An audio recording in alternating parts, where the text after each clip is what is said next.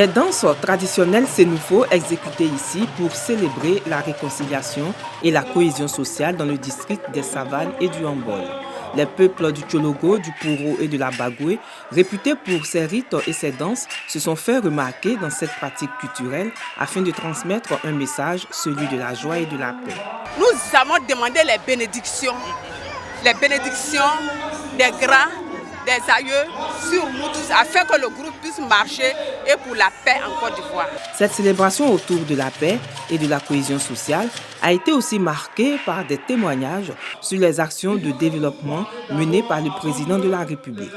Kandia Camara a également rendu hommage au président de la République pour tout ce qu'il fait pour la Côte d'Ivoire en général et pour la commune d'Abobo en particulier, ainsi qu'au conseil municipal de sa commune. Dieu renforce la cohésion entre nous, les Abobolais, entre tous les Ivoiriens surtout.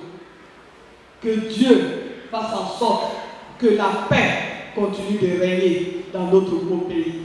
Occasion pour le maire d'exhorter les populations d'Abobo, surtout les commerçants de la casse d'Abobo, à rejoindre le nouveau site Andotré afin que les actions de développement entamées dans la commune d'Abobo se fassent dans la paix. Vous voyez, là-bas, c'est l'entrée d'Abobo. Et dans cette partie-là d'Abobo, il est prévu la construction du plus grand CHU le plus moderne de Côte d'Ivoire. Il est prévu la construction d'un lycée d'excellence, de la 6e à la terminale. Est-ce qu'on peut construire tout ça là-bas et puis maintenir la casse? C'est sur les rites et les sonorités sénoufo que la cérémonie de célébration de la paix et de la cohésion sociale a pris fin.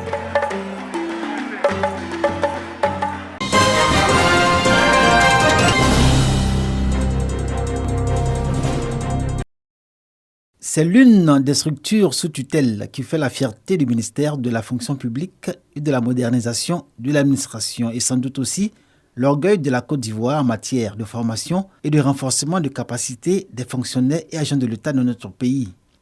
Anne Ouloto, premier responsable de ce département ministériel, découvre pour la première fois au quartier Abata dans la commune de Cocody les futurs locaux du Centre d'enseignement à distance de Côte d'Ivoire, CED. La structure poursuit ses activités en cohérence avec sa mission et ses objectifs. Outre le secteur public, le privé et la société civile peuvent également bénéficier de l'offre éducative du CED Côte d'Ivoire. Chaque année, nous formons autour de 200 à 250 personnes.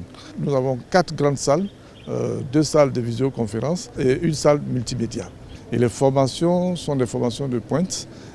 Ça varie dans plusieurs domaines, aussi bien au niveau des ponts et chaussées, au niveau du leadership, au niveau du renforcement de capacité de l'autonomisation des femmes. C'est en mars 2000 que l'État de Côte d'Ivoire met en place le Centre d'éducation à distance, avec l'appui financier et pédagogique de la Banque mondiale.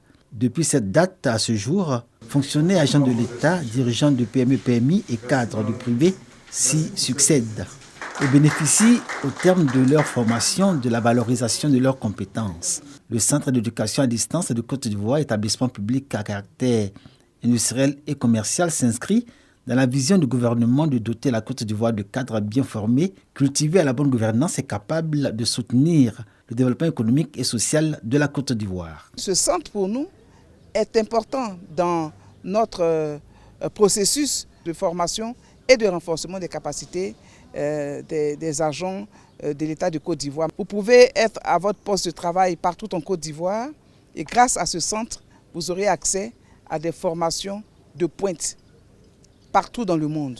Le défi que doit relever le CED, comme l'a rappelé la ministre de tutelle, reste à délocaliser ses services sur son nouveau site. Pour l'heure, la structure bénéficie d'un local au sein de l'ENA, École nationale d'administration.